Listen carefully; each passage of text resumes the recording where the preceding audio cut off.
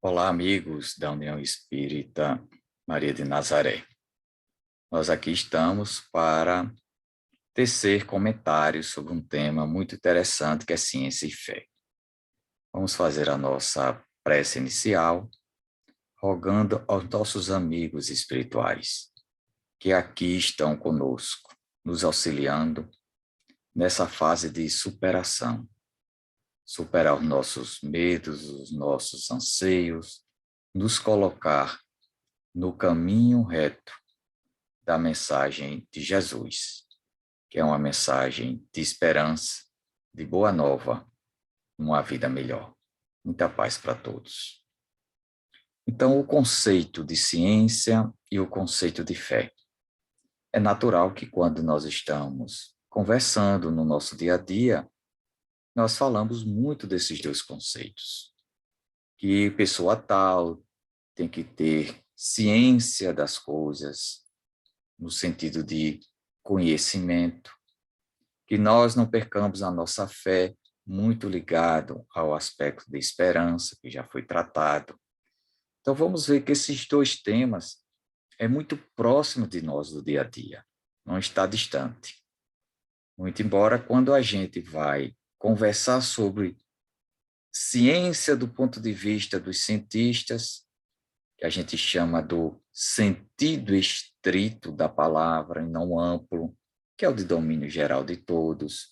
Quando falamos de fé, dentro do conceito teológico religioso, também ele é um sentido já mais estrito, não é tão amplo, no sentido de uma esperança, ter fé naquilo que faz, fé nos seus conhecimentos, seja uma crença daquilo que nós somos. Então, isso são os conceitos que a gente fala no seu sentido amplo. Eu preparei aqui um material que vai nos auxiliar nessa discussão.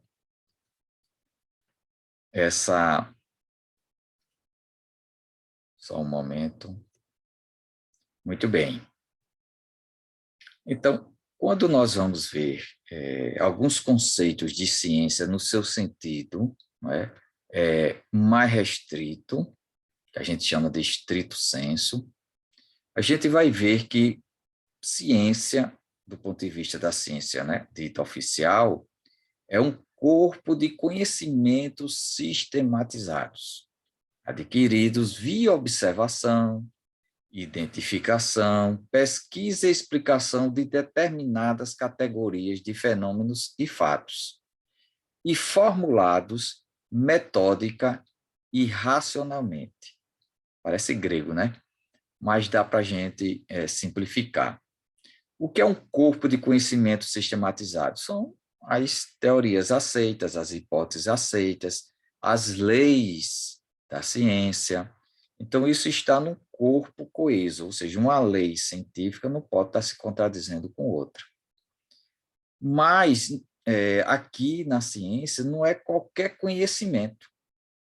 Conhecimento que a gente chama popular, conhecimento da cultura, não é qualquer conhecimento. Esses conhecimentos têm que ser dentro de um sistema, sistematizados. Então, ele é padronizado. E esses conhecimentos padronizados, vindo de um sistema, ele só entra para o corpo, para as leis científicas, se ele vem de observações, né? Você observa os fenômenos, identificam as variáveis que influenciam nesse fenômeno, pesquisa, para poder obter explicações que tornam-se teorias de determinadas categorias de fenômenos. Então, a ciência não estuda todos os fenômenos e fatos. São determinadas categorias que ela estuda. E aí sim ela faz uma formulação com método dentro da lógica. Então, veja como é restrito o campo da ciência. Que a gente diz, a ciência explica tudo, tudo, dentro dos fenômenos que ela selecionou para estudar, categorizados, formulados com um método, tem que ter método na ciência. Então, veja que não é qualquer conhecimento. Não é? Vamos ver agora essa segunda, para ver se ajuda um pouco a anterior. a ciência refere-se a qualquer conhecimento ou prática sistemática, ou seja, sistema de novo.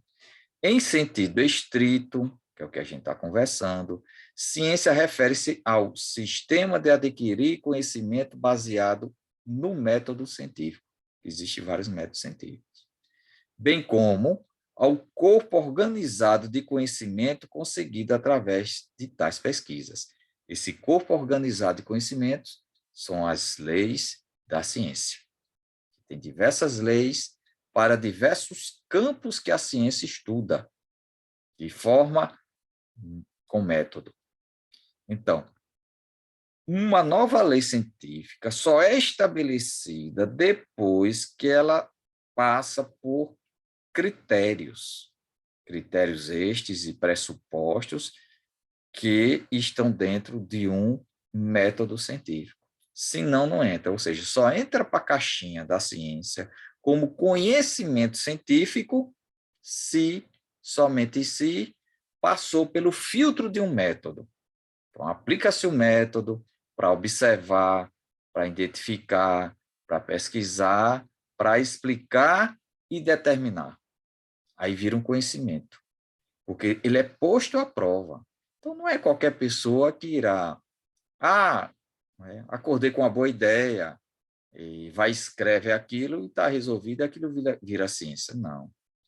Para ser reconhecido pela ciência, é preciso que aquele conhecimento tenha sido adquirido através de um método e depois feita a sua formalização, conforme sistemas e seja também de uma forma lógica racional. Aí é submetido à comunidade acadêmica que vai checar isto. Eu fiz um resuminho depois. A gente já vê que uma descoberta científica é algo bastante com método, bastante discutido, replicado, estruturados, para evitar que adentre ao corpo científico teorias descabidas, sem base metodológica, sem experimentação. Muito sério, né? Então, a palavra ciência, na nossa sociedade, ela possui vários sentidos. Uma foi com aquela que conversamos antes, né? De tomar conhecimento das coisas, que serve para a gente conduzir a nossa vida, nossos negócios. O outro é um conjunto de conhecimentos que podemos adquirir pelo estudo ou pela nossa prática. Aí depois é a hierarquização, organização, síntese dos conhecimentos através de métodos e modelos, princípios gerais, teoria, leis, etc. É desta que nós estamos falando, no estrito senso. Então, a gente fala ciência no lato sensu é conhecimento. Conhecimento que a gente pode ter adquirido por estudo ou pela nossa prática do dia a dia, que a gente chama conhecimento empírico, conhecimento cultural, não é? da prática da pessoa, da vivência dela. Agora, para se tornar uma lei científica, tem que estar dentro de um sistema, colocado método, discutido, replicado, diferente, não é? Por exemplo, a gente poderia fazer já um paralelo com o espiritismo, uma comunicação espírita que venha revelar alguma questão. Isso é ciência? Do ponto de vista da ciência oficial, não é ciência. Só será se o fenômeno mediúnico for campo de observação da ciência oficial. Já temos um bom exemplo do que ocorreu no ano passado com o Núcleo de Saúde e Espiritualidade da Universidade Federal de Juiz de Fora, lá em Minas Gerais, criaram um grupo para estudar comunicação, 3 médiuns em comunicações mediúnicas. Então, eles fizeram todo um trabalho, publicaram agora numa revista científica.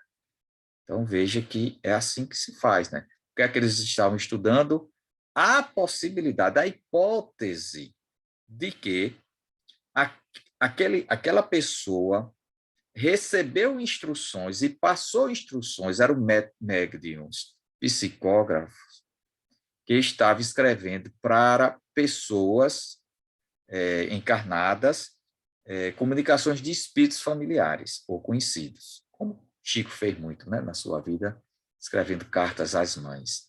Então, eles entraram, foram aplicados métodos com eles, né?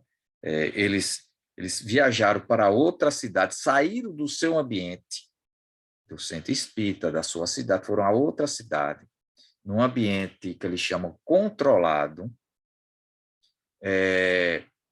não conheciam as pessoas que iam solicitar, essas pessoas só passavam poucas informações, e aí vinham as comunicações com relativa àquelas pessoas. Então, os dados daquela comunicação eram checados junto aos familiares se tinham correspondência, e deu um alto grau de correspondência.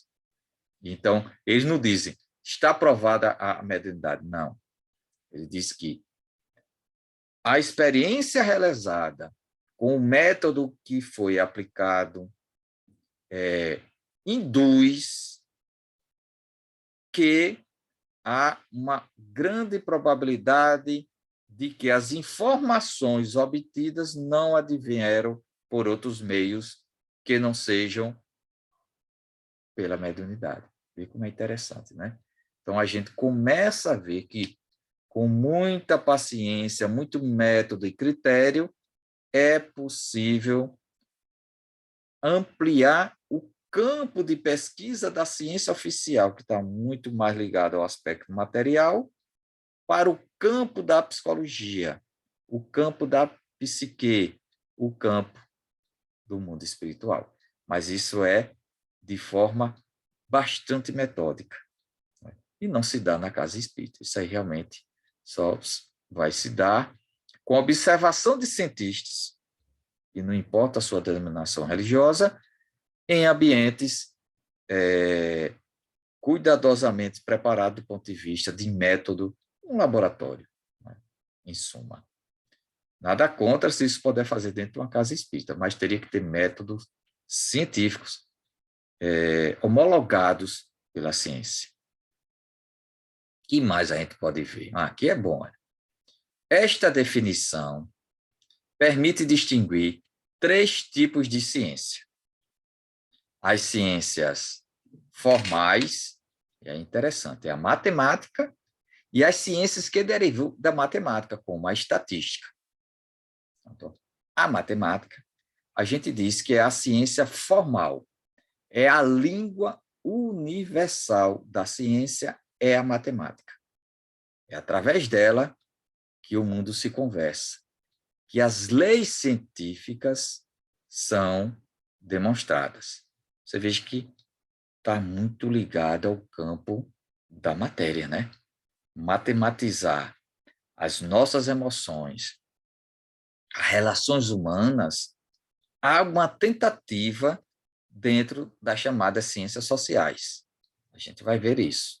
Ora, então a gente sai das ciências formais, cai agora nas ciências físico-químicas e experimentais, que são as chamadas ciências da natureza e da terra, como a física, a química, a biologia, a medicina, a engenharia.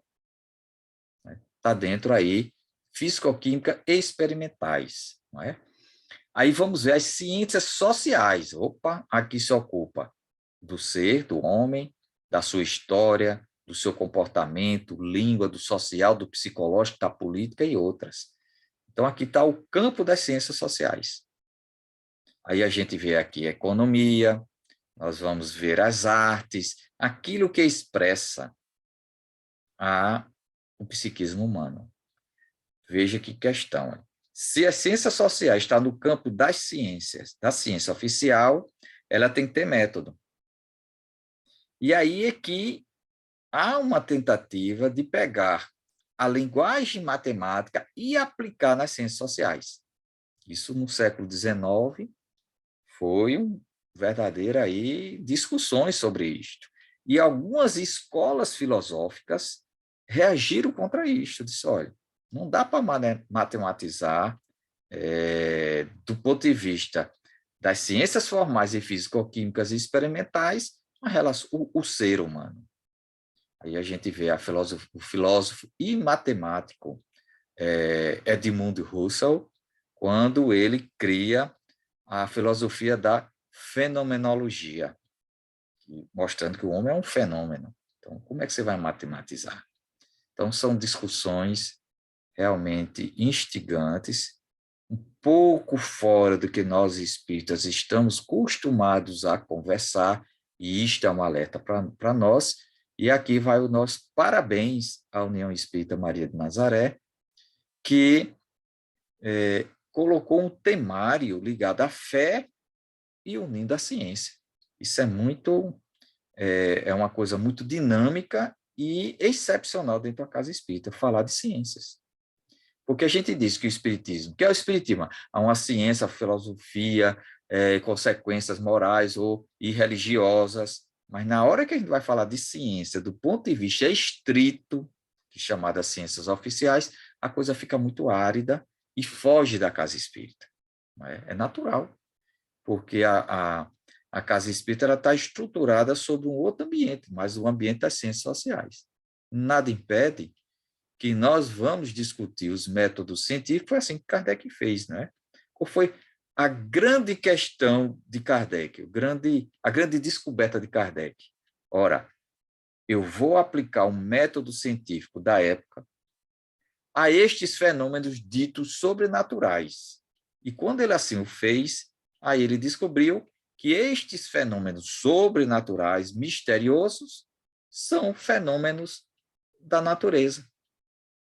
Se são fenômenos naturais, pode-se aplicar um método científico, porque está no campo do domínio da ciência, como nós falamos. O campo da ciência ele é restrito. E aí Kardec conseguiu fazer isso. E a partir daí, por isso que ele diz que é uma ciência espírita. Mas não é uma ciência dentro do ponto de vista das ciências ditas oficiais. Não é. Kardec já percebeu isso, inclusive ele coloca isso no livro dos médiuns, que o Espiritismo caminharia com as ciências oficiais, este estudando o campo material e a ciência espírita estudando o campo espiritual, à frente. Mas aquilo que as ciências oficiais identificarem e mudarem, o Espiritismo teria que se adaptar. Esse é um grande desafio, né? Grande desafio. Vai ser bem difícil nós, espíritas, mudarmos alguma questão na doutrina espírita em função da ciência oficial. Vamos ver, né? O mundo caminha a passos largos nessa identificação. E aqui eu peguei um resumo do método científico, só um esboço. Por exemplo, existe um fato verificável, um fenômeno danado, um relâmpago, é um fato verificável. Aí nós passamos a primeiro fazer hipótese. O que pode ter sido um relâmpago? É Deus lá em cima mandando um raio? Não, aquilo parece um curto-circuito gigante das nuvens para a Terra. Não, na verdade é a Terra que joga uma corrente elétrica através do ar, que está ionizado, até as nuvens que estão carregadas positivamente, a Terra negativa, são dois bipolos. Aí começa, né, toda uma sofisticação em relação ao relâmpago, né? Que a gente, caiu um raio na Terra, tem que ter cuidado, porque há raios secundários, iniciais, que estão ionizando o ar, que vem das nuvens, mas não chega na Terra. O grande raio é da Terra para as nuvens, porque a Terra tem uma massa maior, e ela tem uma polaridade atribuída negativa, e as nuvens uma polaridade atribuída positiva. Aí há a ionização do ar, que tem matéria, e o raio assim se faz. Então, são hipóteses que aí vão ser testadas. Então, as hipóteses científicas têm que ser testadas e temos que estudar aquilo que ele chama de da hipótese poder ser falsa. Isso já foi no século XX para cá. Isso é interessante para nós espíritas. Por quê?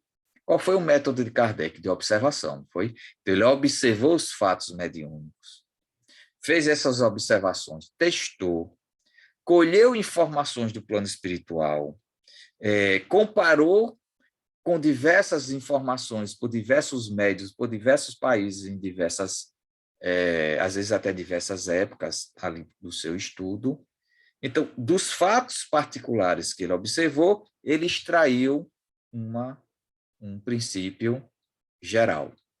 Isso a gente chama um método indutivo. Se analisa o particular e você induz, não é? Você induz uma resposta geral, uma lei geral. Você extrai uma lei geral de fatos particulares observáveis. Bem, este método indutivo, ele foi questionado no começo do século XX, lá por 1930, 33, por Popper. Por quê? Ele diz o seguinte, olha, será que com a quantidade que nós não sabemos se é suficiente para daí extrair uma lei geral? Por quê? Ele bota um exemplo assim, eu vi vários cisnes brancos. Por todo lugar que eu vou, encontro cisnes brancos. Então, todos os cisnes são brancos. Isso é uma hipótese que foi testada por várias observações que foi feita ao redor do mundo. Aí, em determinado dia, alguém traz um cisne negro. O que foi que aconteceu com essa hipótese de que todos os cisnes eram brancos? Ela ficou falsa, por causa de uma só verificação. Então, ele colocou que, para uma hipótese ser científica, ela tem que ter condições de ser testada e que tenha também condições de ter alguns elementos falsos. E se ocorrer um elemento falso, vai ter que criar novas hipóteses.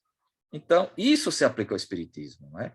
Kardec ele fez várias verificações, mas aí vem a questão da hipótese ser falseável.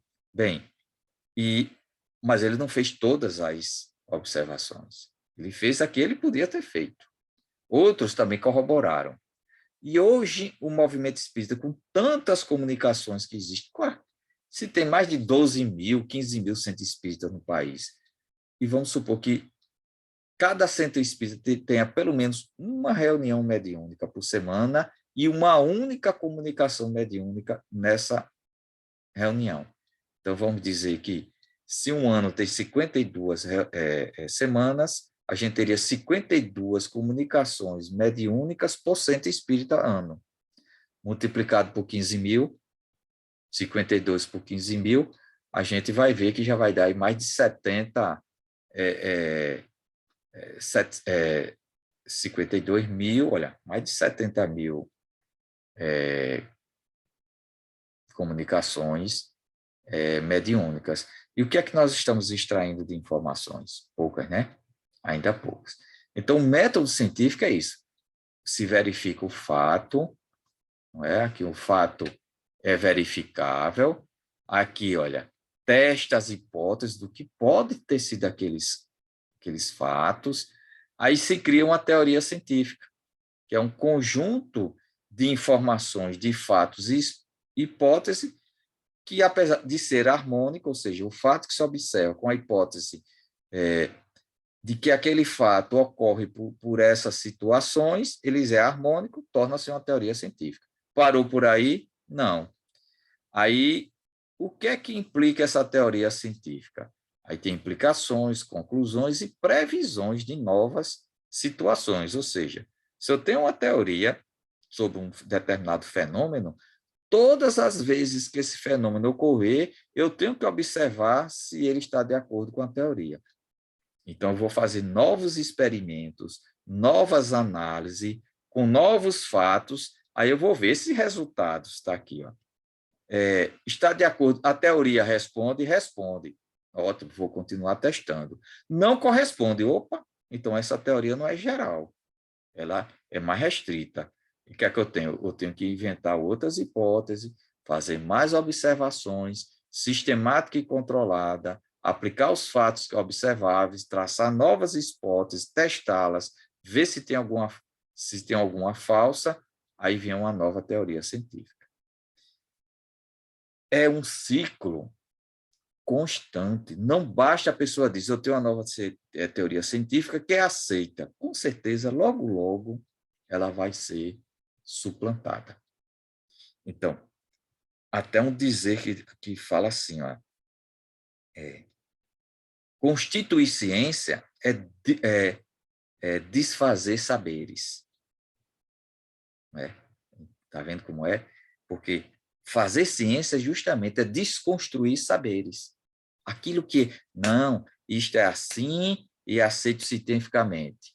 A própria ciência está sempre reconstruindo saberes. Não quer dizer que anulou aquele saber, mas agora é preciso de uma teoria mais ampla. E assim se vai. Duro, né? Então, a gente resume o campo científico em 3 áreas. A existência de instituições acadêmicas e de pesquisas, é preciso estar ligado a isto, a universidades, faculdades, instituições de pesquisa e desenvolvimento tecnológico. Há quem coloque que o desenvolvimento tecnológico não está ligado à academia e pesquisa. Já é um efeito, não é ciência em si, mas a aplicação da ciência. Então, você tem que ter um campo de aprendizado e de pesquisa. Aí está aqui, instituições.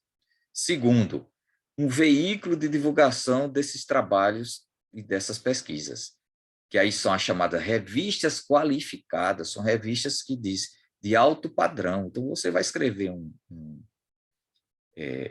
um artigo científico, aí tem revistas que têm nível A, são as mais qualificadas, eles enviam esses artigos sem o seu nome para outros pesquisadores que vão ler, vão criticar, passam um tempo de revisão para ver se aquilo tem lógica, está dentro de um método, e aí é divulgado nessa revista. Quando é divulgado nessa revista, a comunidade científica toma conhecimento. E as pessoas que estão trabalhando com aquilo vão ler aquilo, vão discutir aquilo. Aí é preciso os eventos acadêmicos de discussões das pesquisas. Você tem um campo de experimentação, um veículo de divulgação e agora um espaço de discussão. São congressos, seminários, simpósios, mesa redonda, encontros, workshops e tantas coisas que vão discutir essas descobertas, essas pesquisas. E aí a gente diz que cada artigo é um tijolinho na construção do edifício científico. Então, você veja que o cuidado que a academia tem para aceitar alguma teoria. Porque não é incomum a gente estar na casa espírita e só veja, o fulano está dizendo que quando toca uma música clássica e tem um copo d'água perto, os cristais da água se ajustam e a gente não vê um trabalho científico publicado numa revista qualificada. E a gente já sai dizendo que a ciência está descobrindo que a água, se botar a música ali clássica, vai mudar a propriedade da água. Não tem trabalho científico quanto a isso. Ah, mas foi um pesquisador. Tudo bem. Os pesquisadores podem escrever o que quiserem. Agora, para isso se tornar uma teoria, uma hipótese cientificamente aceita, ele tem que fazer isso aqui. Ele tem que ir no veículo científico qualificado e divulgar. Ah, ele fez um livro, também não quer dizer nada, porque os livros eles já vêm depois que o artigo é publicado em revista qualificada. Então, o processo da ciência é esse. Publica-se primeiro em revistas e jornais científicos, depois que discutiu com a comunidade científica e aquilo foi aceito, aí você vai publicar livro. O livro já é consequência. Artigos, papers, são artigos científicos também divulgados. É todo um processo com cautela e demorado. Bem, agora vamos para a fé. A fé vem do latim fide, fidelidade, né? Vem de ser fiel. Aí aqui a gente tem um item. A fé é a adesão de forma incondicional a uma hipótese. Por aqui a gente já vê a grande diferença de fé com religião, com ciência. Enquanto a ciência precisa ser formal, discutível, hipótese testada, na fé não se testa a hipótese. Ela é aceita incondicionalmente. Disse, se aceita por questão de fé. Então, que a pessoa passa, então, vai considerar como uma verdade sem qualquer tipo de comprovação. É uma crença. E sem critério de verificação. É uma absoluta confiança que nós temos. E essa confiança vem de quê? Da fonte que a gente recebeu a informação, está muito ligada a isto, a essa ideia da fonte. Então, essa fonte normalmente é atribuída ao divino, é atribuída ao mundo espiritual, no caso, né, nós espíritas, e é atribuído a algumas pessoas especiais, encarnados. Então, você veja, né, ao divino, ao mundo espiritual ou a pessoas especiais. Aí é pela fonte. Aí nós acreditamos nessa fonte, aceitamos de forma incondicional a hipótese que lá vem. A gente já tem como verdade. Então, é a confiança. A fé também acompanha a abstinência de dúvida e ser antagônico a qualquer questão ligada à lógica desse fenômeno psicológico. Então, aqui ele coloca: a fé acompanha a absoluta abstinência da dúvida, por ser, e pelo antagonismo inerente à natureza desses fenômenos psicológicos e da lógica conceitual. Então, a fé, ela não duvida, não vai duvidar desse fenômeno psicológico. E o que vem daquela fonte, nós aceitamos como verdadeiro. Muito parecido com algumas nossas atitudes espíritas, de aceitar incondicionalmente o que vem do plano espiritual. Kardec nos alertou para isto. Cuidado. Os espíritos são as pessoas que aqui viveram, com as suas virtudes, com as suas dificuldades. Então, passai pelo crivo da lógica e da razão. Utilizai um método para poder aceitar como hipótese algo dentro das verdades do mundo espiritual. Assim ele coloca. Que mais? A fé geralmente associada às nossas experiências pessoais e herança cultural. Vamos explicar mais isso aqui. Olha, experiência pessoal é no campo do fenômeno. A gente chama da fenomenologia religiosa, experiencial, do divino em nós.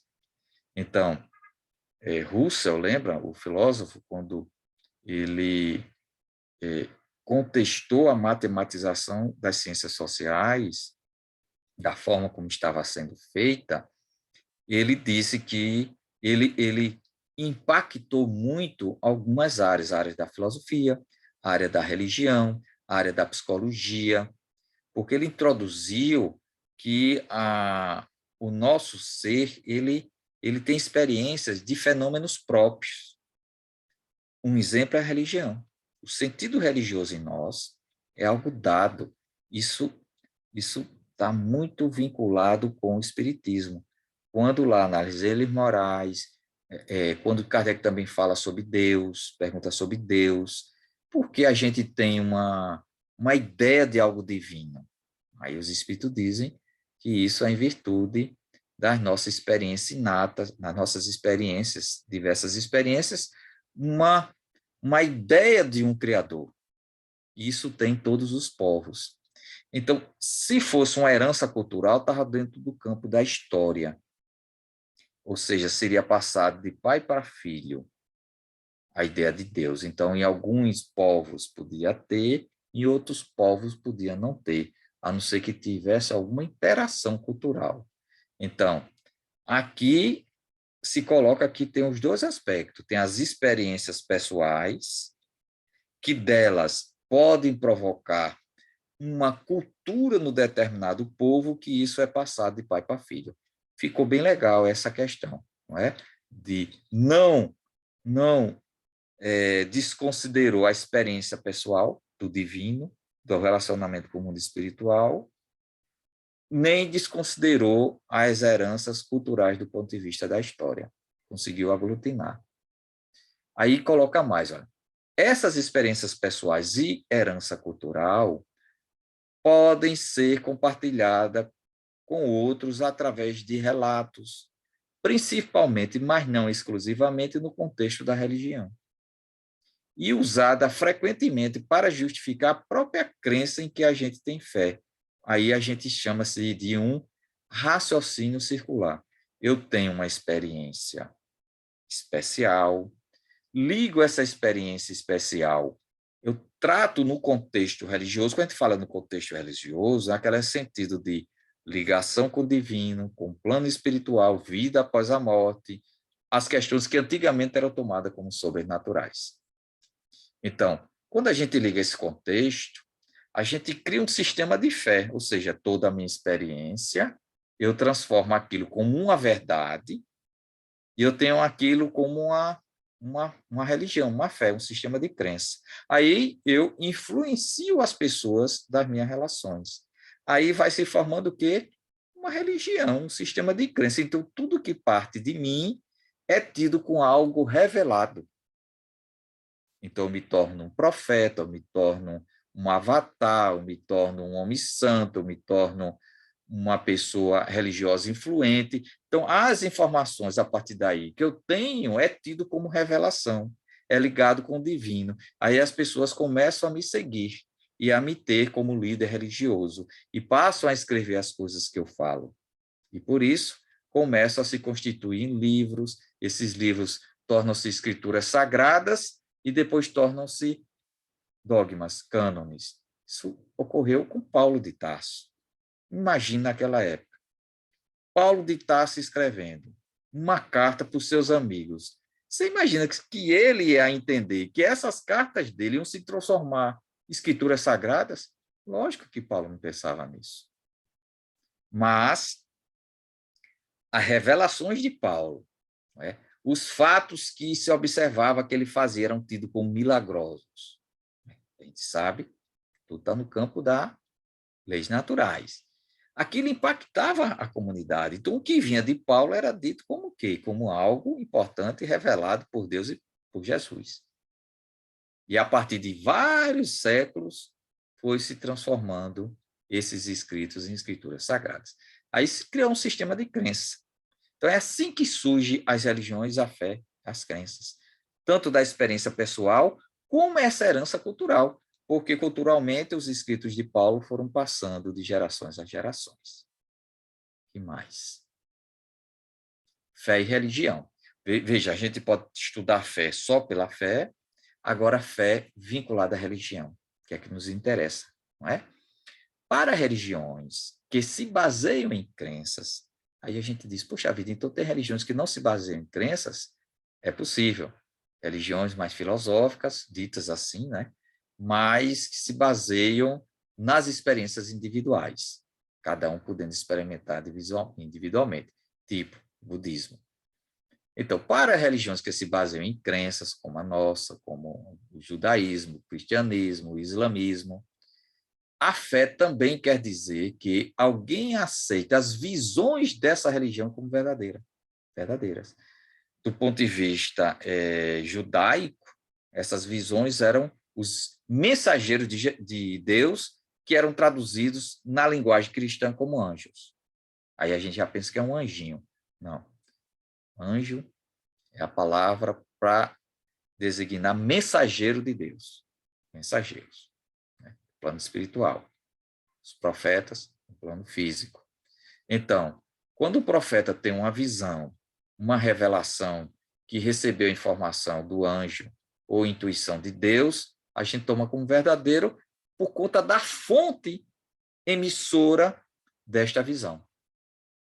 Para religiões que não se baseiam em credos, por outro lado, significa que alguém é leal para com uma determinada comunidade religiosa, que é o caso do budismo. Budismo, você tem que ter Buda como seu referencial. Então, aquilo que Buda falou, você toma como referencial de vida. É o iluminado. Aí você diz, então eles têm uma ideia de Deus e Buda seria um espírito assim como Jesus? Não, é diferente. Budismo não tratou diretamente do divino. Ele foi uma ruptura com o hinduísmo. O hinduísmo tem mais de 1 milhão de deuses, ou manifestações divinas, é a melhor forma de dizer. O budismo, ele disse, olha, se tudo na vida você acha que está ligado a Deus, tem que fazer oferendas para Deus, e depende de Deus para tudo na sua existência, você não vai sair do seu karma, dos retornos, das várias reencarnações na roda do Sankara. A sua libertação depende de você se libertar dos seus desejos, das suas angústias. e viveram a vida. Aí você é iluminado, você rompe o ciclo do karma. Então, ele diz o seguinte, o hindu era um extremo em relação ao divino. Tudo na vida tem que depender de Deus, que Deus dissesse o que fazer e deixar de ser feito. O budismo diz, depende de você. Sua felicidade depende de você. No outro lado, só depende de Deus. Então, veja essa bipolaridade aqui, quando ele coloca. Então, há religiões que, por outro lado, de onde é que vem a fé e a crença? Da comunidade religiosa. Então, Buda formou uma comunidade. E as pessoas têm Buda como referência, você tem a comunidade que lhe acolhe, então você tem o abrigo de Buda, chamado os 3 abrigos, que é ter Buda como sua referência, você está abrigado. Está numa comunidade budista, você está abrigado também, não é? E você lendo os escritos, participando dessa comunidade, você também está abrigado. De quem? Do seu próprio ego. Já a teologia católica, ela define a fé como a adesão da inteligência à verdade revelada por Jesus Cristo, olha, o órgão emissor, Jesus Cristo, conservada e transmitida aos homens pela igreja. Você já vê que a teologia católica, ela coloca aqui vários elementos. Primeiro, a adesão ela é de forma consciente a uma verdade revelada por Jesus, e que Jesus, depois, com o tempo, se tornou o próprio Deus. Isso foi com o tempo. E aí, mas ela é conservada e transmitida pela igreja, então você depende da igreja. Um pouco parecido com o budismo, nessa questão de você tem que estar dentro de uma comunidade submetida à igreja, participando dela. Nessa parte, muito parecida com o budismo. E tomando Jesus como sua referência. É muito similar, só que a igreja trata Jesus como Deus e o budismo não trata Buda como Deus, até porque Deus não é tema direto do budismo. Algumas vezes, fé pode significar acreditar na existência de Deus. Para pessoas nessa categoria, fé em Deus significa o quê? Crença de alguém no Criador, que é a nossa situação, né? Quando a gente fala fé, a gente se pressupõe logo a fé em Deus. A gente está muito ligado, né? Então, a questão de Jesus, a gente já conseguiu, no mundo espírita, ajustar. Jesus é um espírito que veio em missão na Terra. Em missão divina. Mas não é Deus. Há vários Jesus por aí no mundo afora. Não é isso? São espíritos que chegaram a um nível evolutivo que só faz a vontade de Deus. Né? Nós um dia chegaremos nesse estágio. Então, para nós, espírito, quando a gente fala de fé, é no Criador, ligado a Ele, não é? Aí, no campo da religião, a gente tem a crença em Deus, são as marcas de uma religião, né? Aqui é quase ligado ao cristianismo, né? Crença em Deus, crença em seres sobrenaturais, texto sagrado, instituições e o campo do sagrado. Essa foi a base com que as religiões foram comparadas. É um estudo chamado comparativo das religiões que a ciência das religiões estuda. Aí, quando foram comparar com o budismo, o que é que eles viram? Crença em Deus? Não tinha. Crença em seres sobrenaturais? Tem. Texto sagrado? Tornou-se os discursos de Buda. Instituições? Não são igrejas, mas são monastérios. E o sagrado? Existe. Aí, quando foram nas religiões chamadas primitivas, que eu gostaria de traduzir como de raiz, né, que nasceu com o povo, crença em Deus? Tem. Deuses. Seres sobrenaturais? Completamente. Se compare com nossos indígenas. Textos sagrados? Não tem. Instituições? Também não. E o sagrado? Tem. Então, qual é o elemento comum dessas 3 religiões? Ficou o sagrado. E a partir daí é que se estuda o sagrado. O que é o sagrado? Se o sagrado é uma manifestação, se é um fenômeno, né? O sagrado aqui é o campo de expressão humana. Como é que eu sei que é o sagrado? Vendo o que é profano. Interessante, né? A gente só conhece o sagrado quando a gente conversa sobre o profano. Que é o profano é o nosso dia a dia, um texto profano, um texto sagrado, a gente vê a diferença. Interessante esse campo, né? Isso é a religião. Agora nós vamos entrar na visão espírita. Demorou, né? No Espiritismo, no Evangelho segundo o Espiritismo, Kardec diz o seguinte, olha, Espiritismo é a aliança da religião, aqui está errada, com a ciência. Ele é o maior aliado da religião, é o Espiritismo. E ele faz o vínculo da ciência com a religião. Veja que coisa, não é? É assim que Kardec pensava lá atrás. Ele disse o seguinte, olha, a ciência, olha, existe o primeiro capítulo do Evangelho segundo o Espiritismo, não vim destruir a lei, aí fala de Moisés, Cristo, Espiritismo, e em seguida ele fala a aliança da ciência com a religião. Então, quando a gente quer ler a visão espírita de ciência e religião, é no Evangelho segundo o Espiritismo. Ele já começa tratando da ciência e religião. Então, ele diz lá, olha, a ciência e a religião são as duas alavancas da inteligência humana. Uma revela as leis do mundo material e a outra as leis do mundo moral. Mas aquelas do mundo material e estas do mundo moral têm o mesmo princípio que é Deus. Não pode se contradizer-se. Que coisa interessante. Então, as leis das ciências e as leis morais do mundo não se podem se contradizer. Tem que estar em linha, porque parte de Deus. Então, plano material, plano de Deus também. As ciências oficiais são as ciências divinas também. Se essas leis, se uma for a negação da outra, uma estarão necessariamente errada e a outra certa, porque Deus não pode querer destruir a sua própria obra. A incompatibilidade que se acredita existir entre essas duas ordens de ideias, a ciência e a religião, provém de uma falha de observação e do excesso do exclusivismo de uma e da outra. Cada uma quer ter sua verdade. Uma diz, eu tenho a verdade no raciocínio, nas minhas experiências, nas minhas leis científicas. O outro diz, e a minha é revelada por Deus, é maior do que a sua. Todas as duas é lei divina. Então, disso resulta um conflito que se originou na incredulidade e na intolerância das duas. E aí vem o Espiritismo com uma ligação da ciência com a religião. Ele diz que em que a religião, deixando de ser exclusivamente materialista, deve levar em conta o elemento espiritual. Então, ele diz, a ciência, em algum momento, vai colocar no seu campo de observação, de teste, de método e hipótese, o elemento espiritual, em algum momento. E a religião, ela tem que deixar de desconhecer as leis orgânicas imutáveis da matéria. Tinha que deixar de estar queimando gente, porque descobriu que a Terra roda ao redor do Sol e não o contrário. Vai ter que deixar, aceitar que tem uma grande probabilidade de existir vidas em outros planetas, que Deus não é exclusivo da Terra, nem dos cristãos.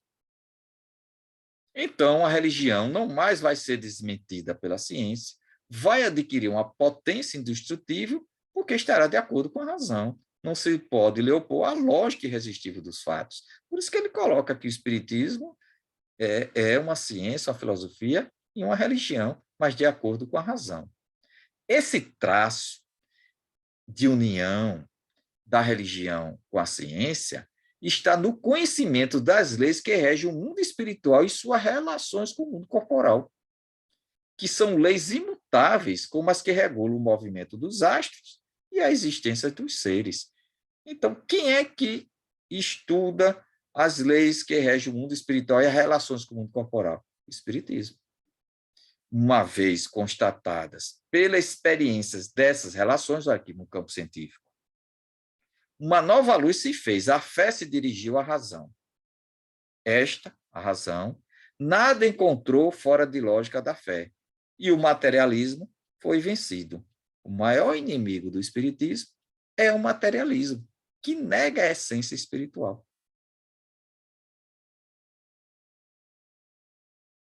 Aí o espiritismo aqui como auxiliar da religião, a gente pega na Revista Espírita, tem vários textos, eu peguei esses dois, tá, de janeiro de 59. Ora, como não há religião possível sem a crença em Deus, na existência da alma e nas penas e recompensas futuras, o Espiritismo traz de volta essas crenças às pessoas nas quais elas estavam apagadas, a fé. Resulta daí que ele é o mais poderoso auxiliar das ideias religiosas. Dá a religião aos que não a possuem. Então, e mais, na de abril, mesmo ano, o Espiritismo é, pois, o mais poderoso auxiliar da religião. Se existe é porque Deus o permite, para reanimar nossas esperanças vacilantes e nos reconduzir à senda do bem, pela perspectiva de um futuro melhor que nos aguarda. É brilhante isso, porque as pessoas dizem, não, o Espiritismo é ciência. Olha, ciência do sentido amplo de conhecimento, mas não é ciência oficial.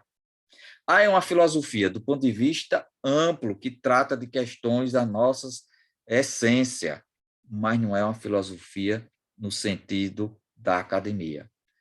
O Espiritismo é uma religião no sentido amplo. Por quê? Porque não tem sacerdócio, não tem culto, texto sagrado já é uma discussão, né? Porque a gente está tornando a codificação texto sagrado, não deveria, porque Kardec disse, os fundamentos da doutrina espírita estão incompletos ainda. Cabe ao futuro completá-los. Então, não pode ser uma religião no sentido estrito, com culto, sacerdócio, texto sagrado, igreja. Muito embora o nosso fazer na casa espírita, às vezes, a gente diz, não, eu estou indo à casa espírita porque é como se eu estivesse indo para a igreja, indo para uma igreja protestante, é como se tivesse um desencargo de consciência. Não, minha gente, casa espírita é casa de trabalho, de auxiliar com o conhecimento aqueles que procurem a busca de informações e com os bens espirituais, aqueles que estão em dificuldades, e bens materiais para aqueles deles necessitam. Então, é um campo de ação de trabalho, não é igreja, né? Muito embora a gente tenha ele como campo sagrado. Interessante, né? O sagrado, de novo, nos coloca o espiritismo na relação com as demais religiões. É o sagrado. E hoje, né, aí vem a célebre frase de Kardec, que ele publicou na Revista Espírita de abril de 1864 e replica na folha de rosto do Evangelho segundo o Espiritismo. Ele diz, fé inabalável é somente a que pode encarar a razão face a face em todas as épocas da humanidade.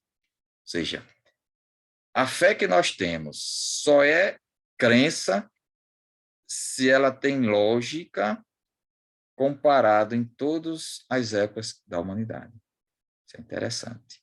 E aí vem Nazareno, disse, Jesus respondeu-lhes, Jesus sempre respondendo às questões inquietantes, por causa da fraqueza da vossa fé, pois em verdade vos digo, em verdade, é lei. Se tiverdes fé como grão de mostarda, que é uma das menores grãos que tem, que dá uma grande árvore, direis a esta montanha, transporta-te daqui para lá, e ela se transportará, e nada vos será impossível. E como nós somos muito terra a terra, nos agarramos com isto, e aquele simbólica questão, se a montanha não vem a mim, eu vou até a montanha. Que Jesus nos ilumine nessa caminhada. Que o nosso conhecimento de ciência, no sentido amplo, aliado às questões mais íntimas nossas, da filosofia, de onde eu vim, para onde eu vou, isso se alie no nosso campo de ação religiosa, unindo ciência à religião, o conhecimento com a fé em Deus. Que Jesus nos proteja. E é isso, queridos. Vamos fazer a nossa prece, né? Final, agradecido aos amigos da União Espírita Maria de Nazaré, pedindo até desculpa por um tema que se tornou um pouco árido, não comum, mas nós somos instigados a falar um pouco mais sobre a ciência, a conceito de fé, conceito de religião e como o Espiritismo se insere nisto. E aí vem a nossa reflexão, até que ponto nossa casa está contribuindo para unir ciência com religião, através da fé. Então, agradecemos aos nossos amigos espirituais que nos ajudam ao nosso amigo Allan Kardec por ter nos trazido essa gama de conhecimentos, ampliando para a humanidade conceitos essenciais para o mundo moderno. Conhecimento aliado à fé traz a nossa felicidade no mundo maior. Vamos em paz e até breve.